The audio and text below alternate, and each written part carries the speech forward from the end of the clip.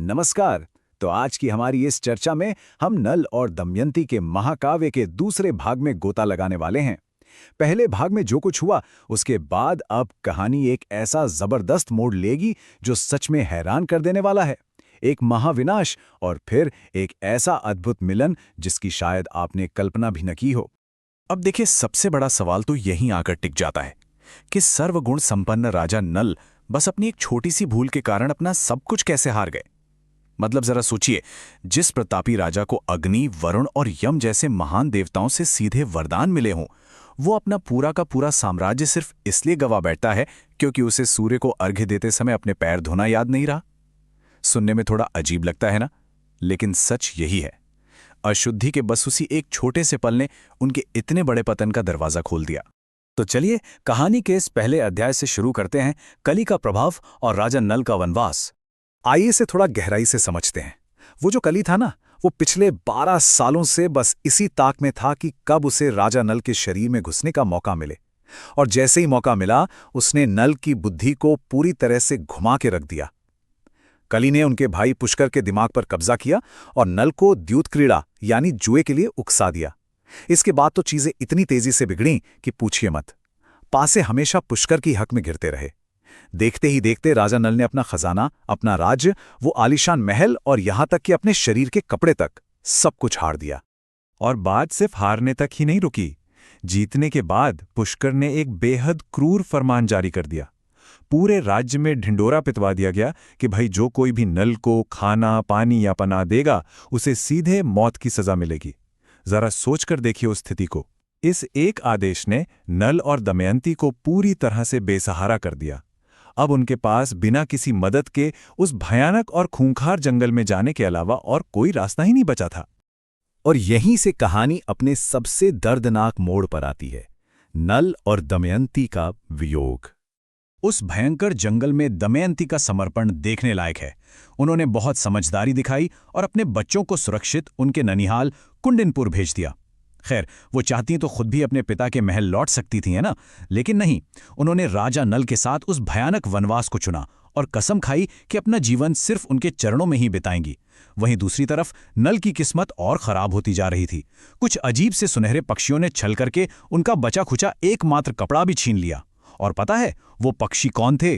वो असल में वही जुए के पासे थे जो उन्हें पूरी तरह निर्वस्त्र करने आए थे। बिल्कुल अविश्वसनीय। यहां पर दमयंती के ये शब्द सीधे दिल पर वार करते हैं।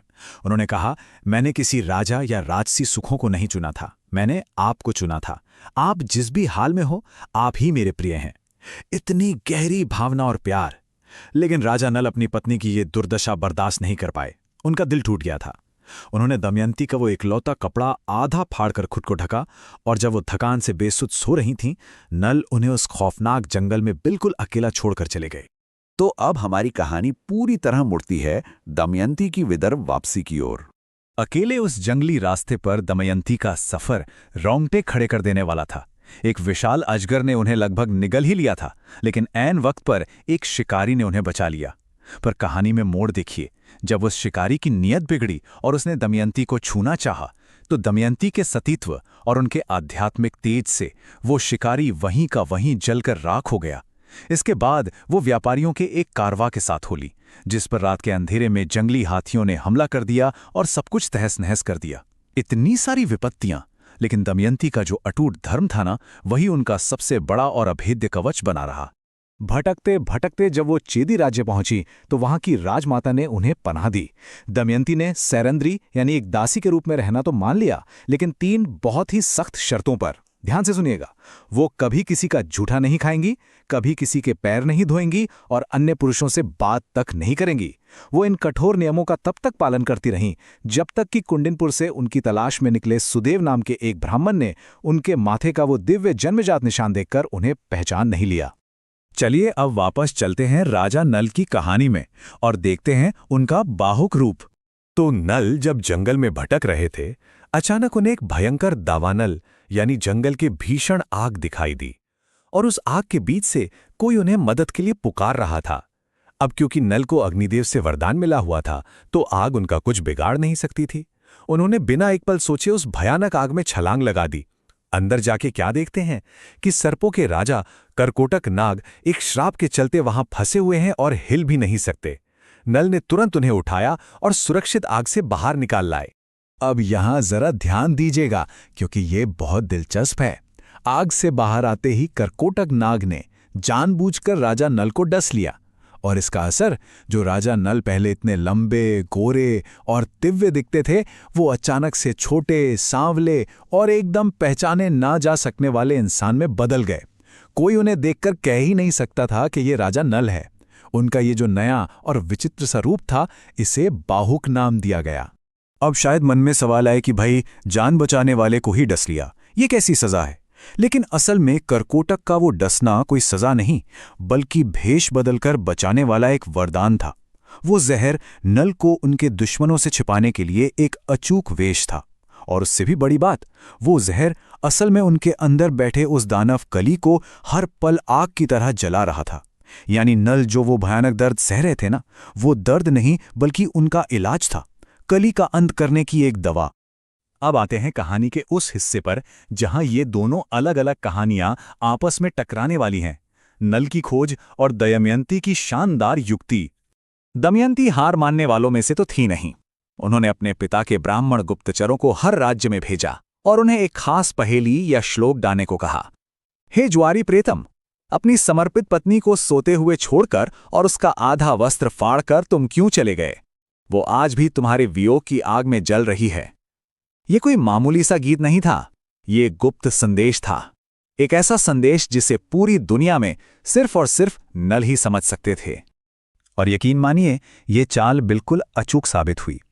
अयोध्या में जब राजा ऋतुपर्ण के सारथी बनकर रह रहे बाहुक ने यह श्लोक सुना तो वो अपनी भावनाओं पर काबू नहीं रख पाए। उनके मुंह से अचानक निकल पड़ा, उत्तम स्वभाव वाली स्त्रियां भारी संकट में भी अपना धर्म नहीं छोड़ती, वे अपने ही सतीत्व से अपनी रक्षा करती हैं। बस इसी एक जज्बाती जवाब ने अनजाने में ही बाहुक की असली पहचान खोलकर रख दी। अब देखिए दमयंती की चतुराई। जैसे ही उन्हें बाहुक के इस जवाब का पता चला, उन्होंने एक ऐसा जबरदस्त जाल बिछाया कि क्या कहने। उन्होंने गुप्त रूप से अयोध्या में राजा ऋतुपर्ण तक एक झूठी खबर पहुंचा दी कि ठीक अगली ही सुबह दमयंती का दूसरा स्वयंवर होने वाला है। अब अयोध्या से विदर्भ का रास्ता इतना लंबा था कि रातों रात वहां पहुंचना नामुमकिन था, सिवाय एक शर्त के। अगर दुनिया का सबसे तेज सारथी रथ चलाए तभी यह मुमकिन था। और वो सारथी कौन था? बाहुक। तो असल में दमयंती ने एक ऐसी समय सीमा तय कर दी जिसे पूरा करने के लिए असली नल को बाहर आना ही पड़ता। और यहां से शुरू होता है हमारा आखिरी और सबसे रोमांचक चरण, वो जादुई रथ यात्रा और पुनर्मिलन की आस। जरा कल्पना कीजिए इस रथ यात्रा की। शुरुआत में ही बाहुक ने तगड़े घोड़ों के बजाय कमजोर, पतले और हड्डियों के ढांचे जैसे दिखने वाले घोड़े चुन लिए। राजा ऋतुपर्ण तो ये देखकर भड़क ही गए।